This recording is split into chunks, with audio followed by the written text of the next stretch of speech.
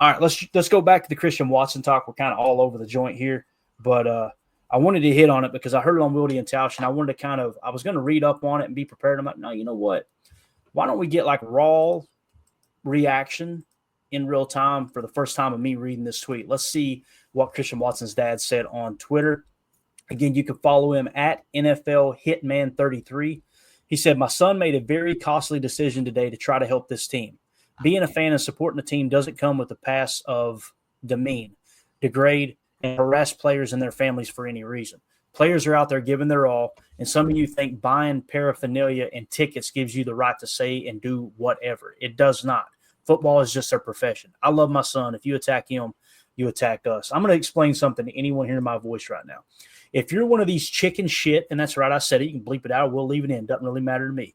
If you're one of those people that hide behind a computer screen and try to talk mad crap to people, and then knowing damn well you would not say it to their face, I have nothing for you. If you're in the chat and you hear my voice, if you're listening on the pod and you hear my voice, and you're one of those people, I do not want your click.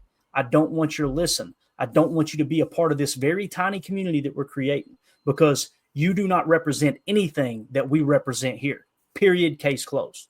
That's the way I see it. Now, do I think that Tazim is the perfect human being and what he says goes? Absolutely not. I don't engage with him much. There's been times I've disagreed with him. I know there's going to be times he disagrees with me, and I would always defer to this dude made it to the league. This fat, out of shape redneck didn't, right? So I'm going to take his opinion with way more merit than my own. But I will say this, man. If someone if someone were to attack one of my siblings like this or one of my family members, don't think for a second I would not be reacting the same exact way that he is. And again, I love that he's posting receipts too. He's quote tweeting people that's saying this garbage to get it out there to go, hey, Packer fans might want to unfollow this dude, might want to block him because he's going to continue. They're going to continue to spew this hate, right? Chris in the chat, Watson has always put the team first, y'all. I had somebody say it's the opposite knee, Clayton.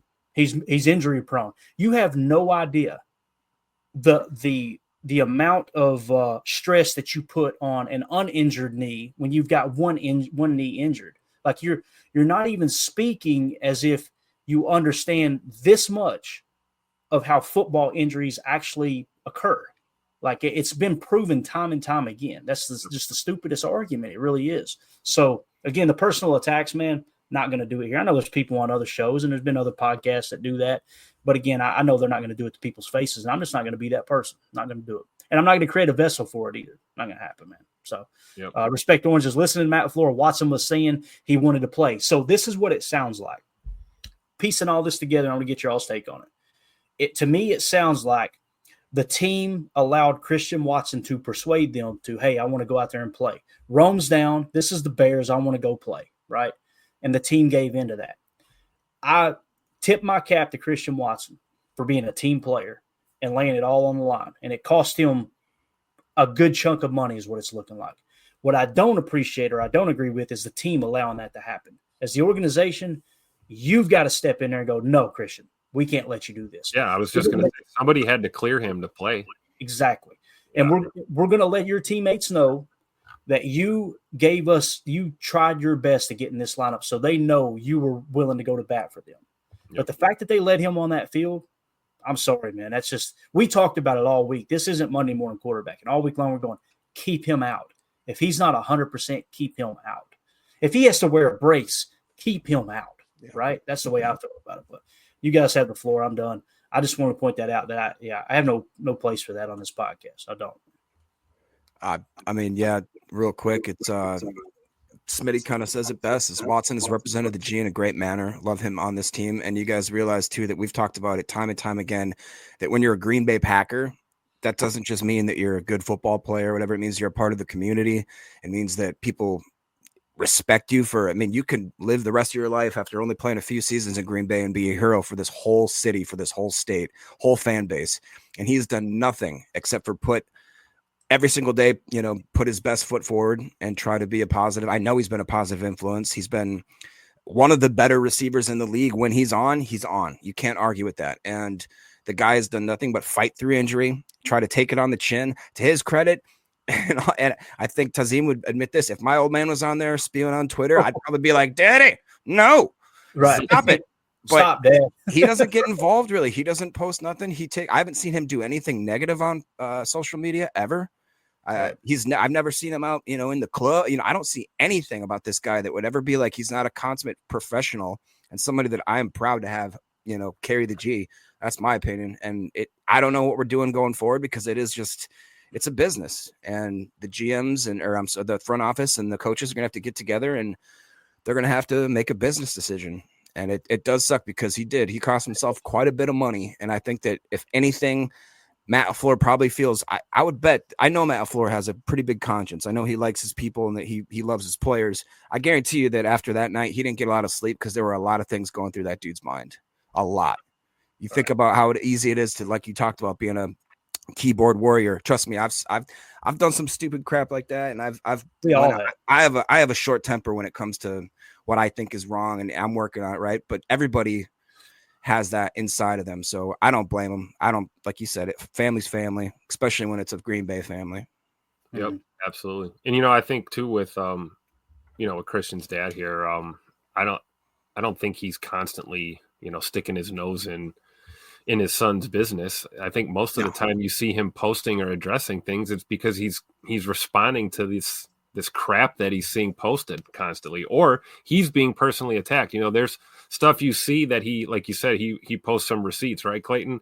But I can only imagine the things that we don't see that are sent to him and to Christian's brother and sister and his mother too. It's just it's terrible. And fan how you want to fan, but I mean, I think we all agree that there's a line that you just don't cross. And free speech is free speech and all, but it doesn't mean it doesn't come with consequences. So just be careful with what you say out there when you're attacking professional athletes and their families. Like, man, get a hobby, dude. Seriously. This is the thing that kind of has crossed my mind multiple times. We're all going to be in Green Bay for the draft, right? That's coming. There have been a lot of people write a lot of checks with their mouth that their ass can't cash. And I just can't wait till we get to Green Bay and to see how these people react, just to see if they bring the same energy. It's going to be very, very interesting. And you'll know our crew. You'll be able to recognize us because I'm telling you, I can't wait to meet our listeners and our viewers. We got a diverse group of people. And it's just awesome. It's awesome. People attracted to them what they are, right? And we got a ton of former veterans that are, America first, everything that I was raised to think was right. Going to be really noticeable at the draft. There's no two ways about that. Coach Lynn says Watson was doing a lot in his routes. Also, he was performing rocker steps and different releases to try and ramp himself up for this week, I could tell. So obviously Coach Lynn has an eye for that stuff, being a coach and playing the game himself for so long. So Chewy in the chat, I just signed on 5 minutes ago and have no idea what's going on, but it's getting old. I wish people would grow up and be respectful. Now I got to go look up what's going on. Hey, you can hang around for this right here. I'm going to just go Frat Snuggles. No, we're not. Yeah, that's we won't go into any details here. All right, so Music Mary videos. Just having fun. LOL. And I love it when these two clash. AFAM. AFAM's never heard of this guy. Speaking about himself in third person. And then Music Mary comes back to club, going clubbing. Monday. What? TGIF. Get this guy out of here. He sucks. What are we doing? What are we doing? Stop being a noob. Sit your butt outside. As soon as the chat said, wait till AFAM gets here. And sure enough, man, 2 peas in the pod over there. Love it.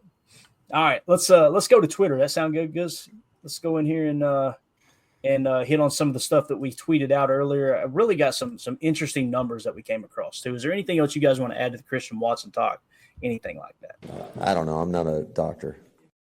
Thanks, Matt. That sums it up.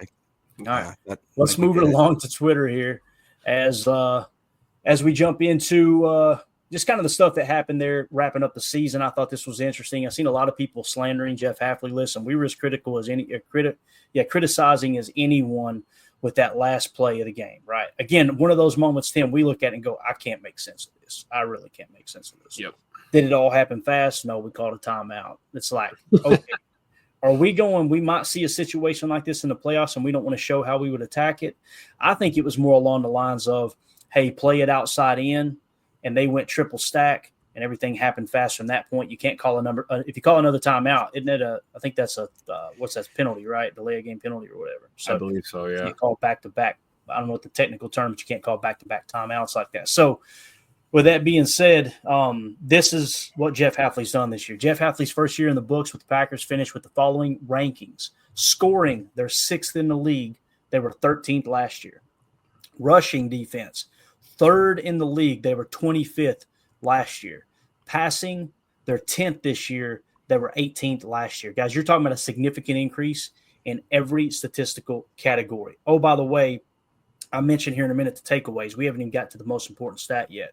But I just want to point out, as this clip right here of Rashawn Gary getting his sack off the edge, you'll notice him over here.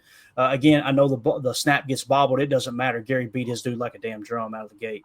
So he's getting that sack regardless if Caleb fields that cleanly or not. Watch Gary come off the edge here. Just an absolute dog. He's an animal. Bang. Now, so rip move, sack. So Rashawn Gary finishes the season leading the team in sacks and run stops according to Next Gen Stats. So, again, did he have a down year? I believe he did. He was still your best defensive lineman, and it wasn't even close. Was not even close. What do you guys think about those numbers? Those catch you off guard at all? I don't like them. I don't like the numbers. Smitty. To be honest. And then Respect Orange comes in. What's the stat on Jacobs? I wouldn't even think about this right now. It's hilarious. Tell me what you mean by that, Jake. Well, and I hate to admit this to you guys, but this morning I woke up and I was looking on Grok and I had him AI simulate. Let's go. Can you put a man wearing a sombrero in a race car bed? And then I had to tweak it like 8 times, but I found one that is really funny. I just don't want to have to do it. I'll make if you guys aren't aware, we had a bet because I like to do. We've got it. I got the banner saved, Jacob. We can put it on the screen for you. That'd be great. Thanks, Tim. Here it is. Look at that, right on time. If the Packers have a top 7 scoring defense, I'll get an Emilio tattoo on my left butt cheek. Quote from PTA Jacob, a.k.a. The Beard, a.k.a. Butt Cheek Tat Man. And they were 6th? That's what you're telling me? Yeah, right. 6, Clayton, and it's not even in points per play, but also points per game. They were 6. So I was trying to find it out. I really was, Jay. Trying to find it out. But yeah, I want to share this real quick too. We'll drop this down for just a second and come back to it. But Carly in the other chat, since you mentioned race car bed, I thought this was hilarious. In the other Patreon general chat, she said, yeah, look, Emilio was so pissed off after the game, he destroyed his race car bed and threw it out to the curbs. I'm going to be so mad if that was real and she didn't text me and be like, come get this thing. Because I would have put that in my spare bedroom, 100%. And I would have sent me, Emilio, I got your bed made up for you. I've heard it's kind of like a genie in a bottle, though, man. Like if you put a race car bed in your house, Emilio pops up in it. Magically appears. He shows up to change the oil and rotate the tires for you. Oh, man. So Carly obviously coming through with the gym there. Tim, you got anything you want to add to those defensive numbers there, bub, that we just talked about? I'll get it back on the screen for you. Jeff Hafley, obviously, man, that's a significant improvement, man. It really is. It sure is. And I mean, I don't know about you, but I'll go ahead and take Jacob's word for the tattoo. We don't need photographic evidence when he gets the Chat's tattoo. calling for the evidence, bro. All right. Well, they can have it. I don't want it. Pixar, it didn't happen. No, but it's all due to this defense, right? Jacob gets a butt cheek tattoo courtesy of Jeff Hafley's defense. I love it. And, we talked about this after the Joe Barry experience, right? We said, well, change is only good if it's for the better. And we were pretty excited when we heard about Hafley coming over from Boston College and, getting the job coordinating this defense. And, to his credit, we've seen improvements. And like I said, it added up to, a couple more wins this year than we had last year. So I for one, think it's a great first season for Hafley. Yeah, completely agree, man. And again, the reason we want to look at these globally like this at the end of the year is because in the moment you'll see a bad play call, you'll see a bad defensive performance, and you'll get skewed because your emotion, it'll timestamp, it'll stamp your brain with, hey, this is how they played, when in reality they haven't played like that all year long. It's just a minute amount of snaps that you kind of see that taking place. I thought that was really interesting. Now, moving on here, this is the Xavier McKinney interception when they tried to get cute. The Bears tried to get cute, obviously. Let me see if I can wind that out just a touch more. That's about right. So here's what we said on this tweet, just running down some of the numbers. Jeff Hafley's first year in the books, the Packers finished the following rankings, and I added the takeaways, all right? 4th in takeaways. Last year, we were 22nd in the entire National Football League. Obviously, Xavier McKinney finishes 2nd in the NFL with 8 interceptions his first year in the Jeff Hafley defense. You love to see it. So, again, takeaways, probably the most important stat that we've even talked about today, guys. Pretty cool stuff. I was just sad that X didn't get to pick off Caleb. He had to pick off a receiver on a gadget play, but we'll take it, though. Yeah, absolutely. Jacob, anything there, Bo? Yeah, I mean, it is, like Tim said, I would much rather have seen Caleb. And to Caleb's credit, the guy didn't throw a lot of picks this year, right? But also, you're not in the playoffs, homie. So he's got more time to get them nails filed. I thought it was hilarious. I think it may have been Dara, another one of the Packer guys, but they put up a post that night or during the game where it was like Keenan Allen, F it, there's somebody back there, or I'm back there, and just throws it like he's throwing to himself, basically. I think that's probably what he I don't know, man. I don't know what he was thinking there. I mean, he's clearly not a quarterback for a reason. We talked about a lot of the dumb coaching mistakes, quote unquote, that that Mr. LaFleur had supposedly made, or we could argue that he obviously did make. But we're in the playoffs, guys, and he's, I believe, 5 out of 6 times making the playoffs. So, we can criticize a lot of people as much as they want, but look where we are, look where they are. And that's the thing, too. Like, I've heard some people saying, I'm so sick of hearing we're the youngest team. That's not Matt LaFleur's fault, guys. Yeah, if you're going to blame somebody, blame Goody, okay? And you can't get mad at the fact that they are the youngest team in the league. Again, there's not been a team in the National Football League, to the best of my knowledge, ever win a Super Bowl with the youngest roster, okay? You can't blame LaFleur for that. I mean, you look up and go, that's not an excuse. The hell it is not. Sooner or later, you've got to get some kind of veteran leadership on the team. You do. Chris Ian says, all right, we're going to have to bypass it then. Remind me, we're coming back to the 9-hour mark. Josh Jacobs here. He wants kicker talk. By God, you ask and you shall receive. Chris Ian with the super chat. Thank you, sir. He says, kicker talk, engage. Brandon McManus finishes the season 2nd with a 95.2 field goal percentage. Let's get that extension signed ASAP, boys. Look at this kick right here, 55 yards. That should have been the game winner. Here's what's crazy. It should have. You're right. Here's what's crazy about this. He was hitting 58 in pregame. Guys, it was cold. It was, all the elements of Lambeau Field minus the snow, obviously, right? Trying to kick that hard football that's half frozen. It's my understanding, and I believe I heard it on one of the shows, it might have been Wildy and Tausch, that the reason that Matt LaFleur called that timeout was he was thinking about going for it on 4th down, and they said Rich Bisaccia and McManus convinced him, let me kick it. Dude, that's what you want in a kicker, Tim. You want that dude that says, put it on my damn shoulders. Yeah. That's really, really cool. Mamba mentality, Kobe, MJ, give me the ball, get the hell out of my way. Let me go win this game. That's what you want. It's pure confidence. And, you really see his approach too was incredible. That kick looked a little left coming off his leg, but he played the wind perfectly. Like you said, you're kicking a brick basically when it's that cold. So keeping a little lower trajectory like that, keep it down, fight that swirling wind, and it finds the uprights. And that was definitely not a gimme, 54-yarder. No jokes. So I'm just grateful that we've got a kicker, and absolutely, back up the Brinks truck and give him his money. Give McMoney his money.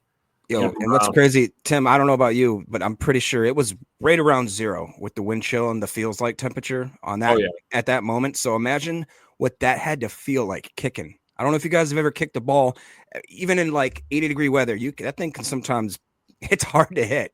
You do that in 0 degrees. I don't know if you guys from the South or anybody that's maybe in a little more tropical area that's listening to this, if you haven't been in that type of cold, I'm talking like you breathe in, your nose pinches to the inside of your other nose, and you could spit and it hits your beard and it's an icicle. They showed a guy that was outside of at the tail game. He opened up a brand new bottle of water and it instantly just froze. It was kind of cool. It's unreal what he did. Yeah. We talk about the ball, being affected. We talk about the wind conditions, it's another thing. Like you said, it's the physical things it does to your body, especially in the kicking game. I even think about, Danny Whelan holding that ball. You're catching a frozen brick being snapped to you. just able to get that hold down good for McManus to get a strike on the ball. So if You anything, actually- I feel really good about that kicking unit. I think Matt Orzic will clean up the long snapping at some point, hopefully.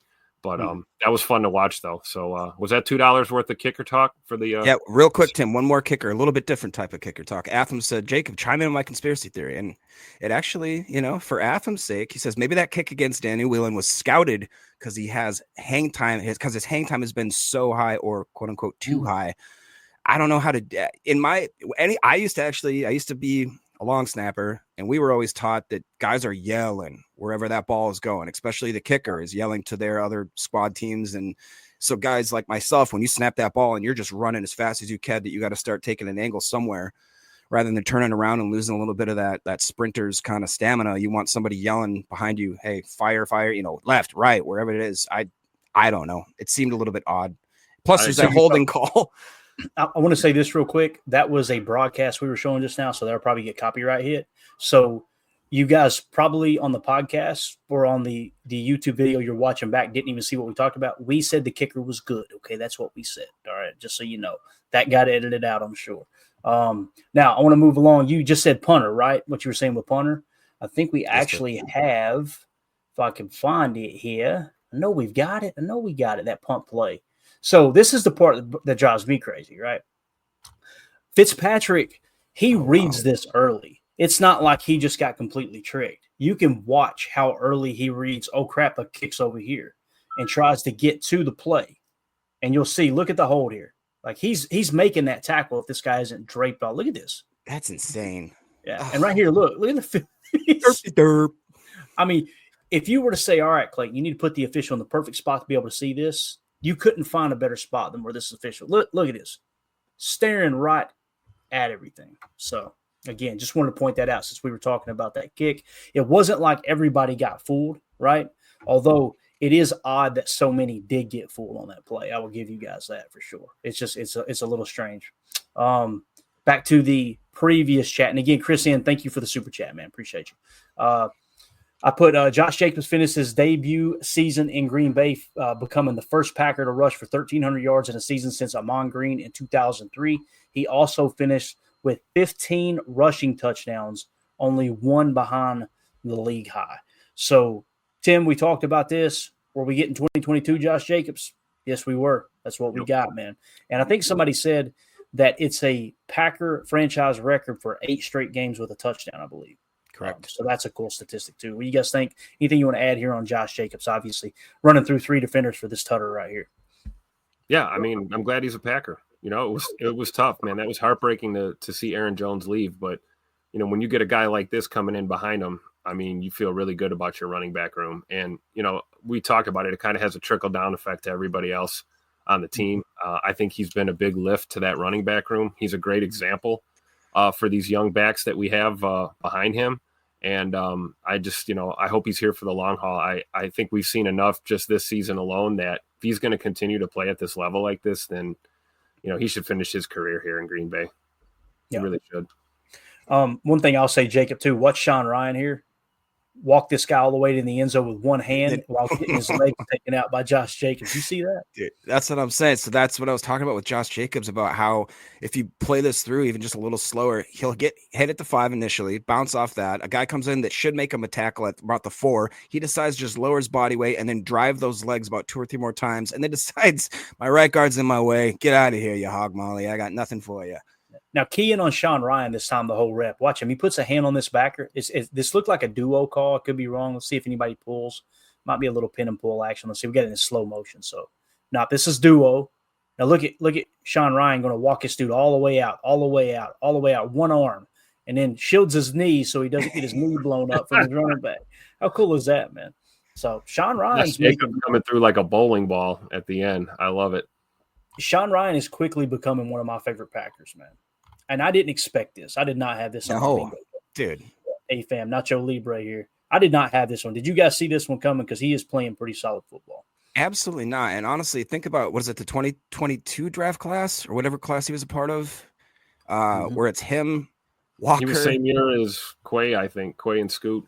Yeah, Quay, Scoot, Rashid, freaking Tom. That was all the same draft class, guys. Like when you look at it on paper, you're like, okay, so maybe I should stop criticizing how the Packers draft, even when it's into year 1 and even year 2. Give them until that 3rd year, man. I mean, wow. We could argue even if it's a 1st round pick. I'm still hopeful for guys like Vaness and other guys that are starting to peak at the right time, especially obviously Jordan Love and things like that. I just think we need to all take a step back and remember that we're not doctors, right? Or scientists or GMs. Exactly. The Joy Taylor talk, you guys go check that out yourself. Boy, they are so raking them over the coals, man. That's an interesting situation. That make you really step back before, especially with the Brendan McManus thing too. Like, and we talked about punt God, right? Like, it's like you don't rush to judgment, man. Let the legal process play out a little bit and let some of the witnesses have a chance to speak out on what's actually going on before you get on your high horse. I ain't gonna do like Pat McAfee and stand on my chair. I'll break my neck. But there's some high horsing going on out there over the last couple of years for sure. We just tweeted this out earlier. Obviously, we've covered it pretty extensively. Just saying prayers up to our boy Christian Watson. We got to watch that. That might get hit with the copyright too. I was just simply saying that Aaron Nagler pointed out here, we'll do it this way. 3-man rush with 3 safeties deep, all of them backpedaling at the snap of the ball. This is one of the worst defensive calls I've ever seen, and I watched Bob Slowick for 3 seasons. I will say this. You guys were complaining about the same thing last year. Yeah. And the year before. So I can't help you. Don't know what to say. Do not know what to say there other than every defense calls these type of looks. It was a rare triple stack look. I don't like to call 3-man out. That's what the call was 3-man out. You typically got 2-man under. This was 3-man out. You were 3 deep, man coverage across the board, only a 3-man rush, and you were playing outside leverage to keep them in bounds. They threw a triple stack look to you. They burnt you with a slant to get you in field goal range. You wanted man coverage. You wanted this aggressive man coverage. Yeah. Yeah. I believe Matt LaFleur in a press conference also acknowledged, he goes, yeah, we were supposed to have a robber on that play. It was just one of those, it wasn't necessarily that Hafley didn't want a guy to be there. It sounds like there is another miscommunication, which again, that's still on the players and the coaches, but it's not as egregious. It's egregious, but it's not to the point where it's like Hafley should be fired. We just put up the stats, guys. It's drastically a better defense. You can't even argue that. So everybody take a step back. Yeah, and one of the things we pointed out last night, Tim, remember when we broke that play down? I didn't realize I tweeted that much. Holy cow. I was trying to find that play. It's somewhere back there, I know, for the 3 deep look. We were talking about, I don't mind the man coverage call there if you've got somebody else playing in the middle, right? Right. But so now we know what Jacob said. Someone was supposed to rob. What we mean by rob is one of those deep thirds. We're supposed to come down and play the middle is what that was supposed to be. And if you do that, you probably tackled him for a 5-yard gain, and that field goal. You're what's probably going to happen is they're going to be out of field goal range, rush to the line of scrimmage, snap the ball, spike it, and then they're going to throw a Hail Mary. So, do you think with everything that happened on that play, you could also argue that you wish that they were coached to not necessarily get a penalty, but just take your time getting up off that defender. When you know what I'm saying? When they made that tackle, they popped right off him and they let the rep spotted the ball, and it's like, hey man, my ankle hurts. I can't quite get off you. Sorry, dude. Oh, and then as long as you don't throw the ball away or do anything excessive, it's like you needed 2 seconds. If you lay on a player though, you are risking getting called for delay of game, and that's another 5-yard penalty. The most famous play in terms of that tactic was Fred Bednarik way back in the day, Lombardi's Packers at Philadelphia. Don't ask me why I remember this. But he laid on Jim Taylor on the last play of the game, and they got the clock to run out. And that was the famous quote Lombardi told those guys, we will never lose another playoff game again. That's what he said after that game. And I remember Bart Starr telling that story. It was like, he told us we'd never lose a playoff game again, and we didn't. So pretty cool. Javon Bullard, listen, not perfect. PFF grade was good today. Javon Bullard has been far from perfect, but most rookie second-round picks are. However, he really shows promise in the slot as opposed to safety. Great job blowing up the smoke route to a significantly larger pass catcher. I think this was Cole Kmet making this catch. Watch Javon Bullard come up, stick this dude. You'll see him up here up in the slot, playing press. He reads smoke, bang. Yep. No hesitation. I'm telling you, that dude needs to be a slot defender the rest of his career. No doubt about it. Like it Tim sure said, looks like that, when you play him at slot, like Tim said, he's like a linebacker trapped in a cornerback's body, right? And he kind of covers like that too, to be honest with you. I'm not trying to knock him. It's just the reality of the player type that he is. Nickel corner is where you want that dude that's a linebacker trapped in a cornerback's body, right? Yeah, dial up that nickel blitz, send him. And yeah, great FBI here to sniff it out. This is, again, rookie player making high IQ plays here in his first season. This is what you want to see. Most guys, they stay home and they get blocked out of that play or washed out of that play, and it works. He was all over that. Yeah, definitely. So I know, Jacob, that's your boy, man. Pretty cool to see him find. I love that back end pursuit there too. If you look at that, just real quick one more time, you got guys like Edgerrin, Wilson, everybody. There's not a lot of people. If if Bullard doesn't make that play, he's got about 3 or 4 other guys coming right there. They're not even back to line of scrimmage. It's a great point. Yeah, there's no hesitation from Cooper in this game. Look at Coop, dude. That's so cool, man. Swatting away 73. Get off me, little boy. Did you find out why Cooper wasn't on the field at the end of the game on the most important play at the end Tim, of the game? I don't know, man. I can't figure these things out. I don't know what's going on. It's mind-boggling. It really is, man. Especially seeing that he played more snaps than Eric Wilson. So it's not like it was a green dot thing, right? We still don't know who wore the green dot. My guess is Xavier McKinney, as someone had pointed out, I think on Twitter. They had shot me a DM or tagged me in a tweet and was like, seeing that Xavier played every snap, you probably think he had to be wearing the green dot. That makes the most sense for me. But yeah, again, Javon Bullard though playing great. I'm going to make a note here. We're going to pick up at the TJ Slayton talk in the morning, Tim, because again, TJ Slayton definitely deserves some recognition. So we'll pick up there. I'm going to make a note right now, and we'll get ready to wrap this thing up. If you guys want to hit the rest of the Mark chats here, we'll hit on those. Real quick, Zacharias is asking about the draft. He goes, I know it's never too early. We did that actually in the first part of this episode. So if you want to go back and cover that, you can definitely check out what we thought about getting into the draft. I'm personally very excited for it. I know the guys are as well. And so what do you think about Joe saying Kalen King is probably a CB1, but if he just sucks at practice, and we know that, and we know what this coaching staff basis assessment and value off of, basically, I think he's trying to say, is there a way that we can improve on Kalen King? I still have hope for him.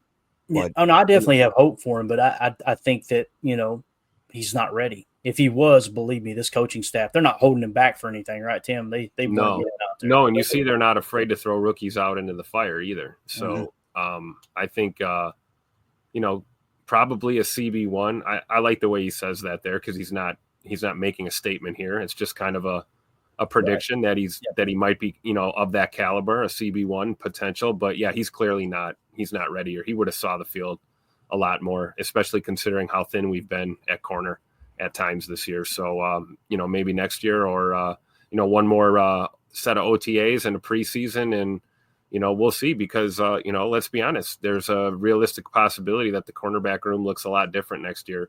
With the exception of a few core guys. So I'm sure Kalen King is still a part of that plan long term, but I think he's probably a ways off from being that, true number one kind of corner. Yeah, agree. Artie Ironminer, is anyone giving the Pack a chance next week? This guy right here. This guy. I'll play the Eagles on the moon. Forget about it.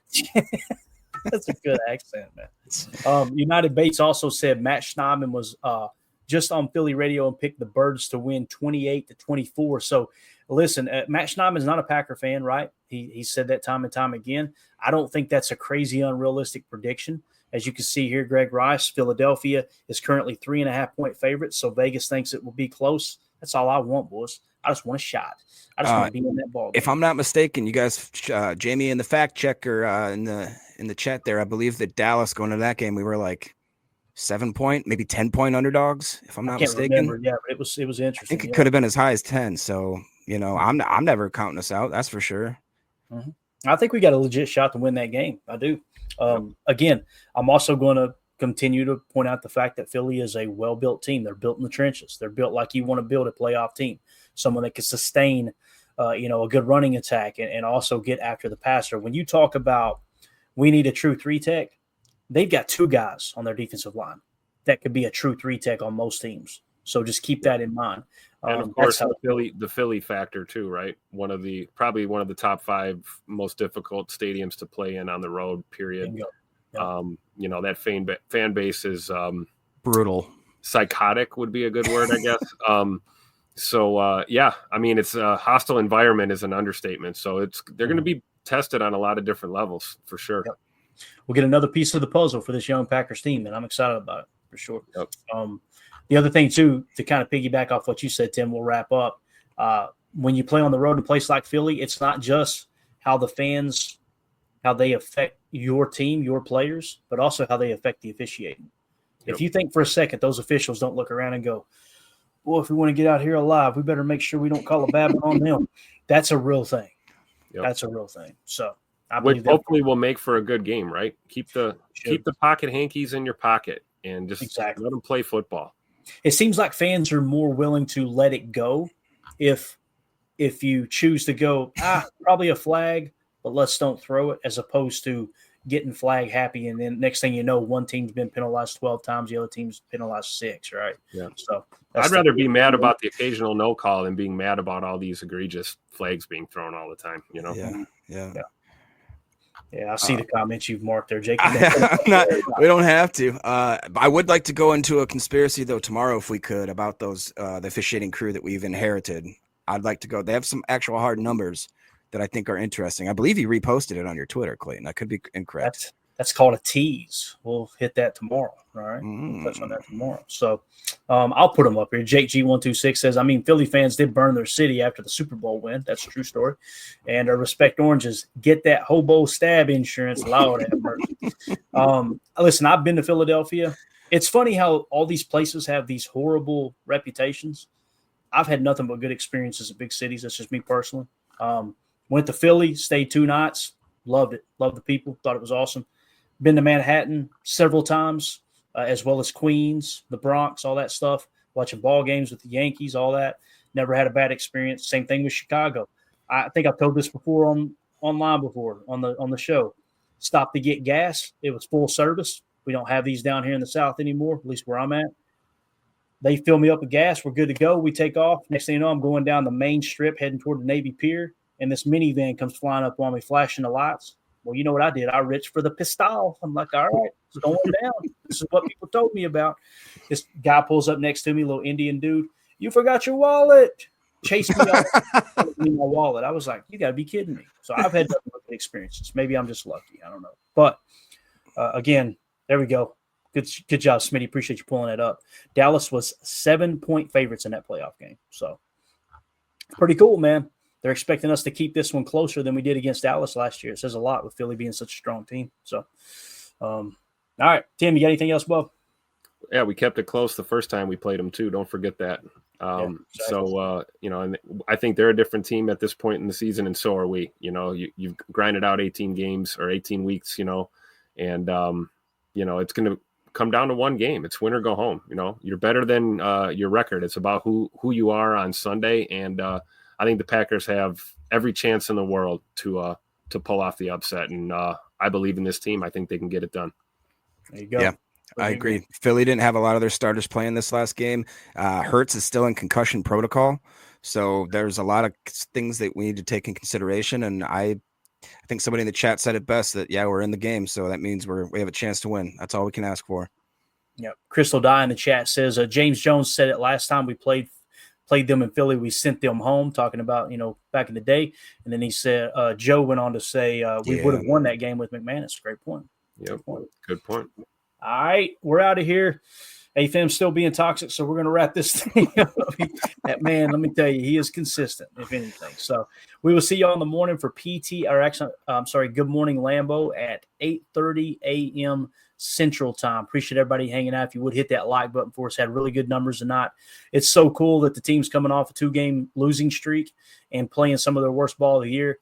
And this loyal fan base still in here talking Packers, get ready for this playoff win. So it's us against the world, baby. That's the way we like it. We'll see y'all tomorrow morning. Have a good night. And we go. Bye, guys.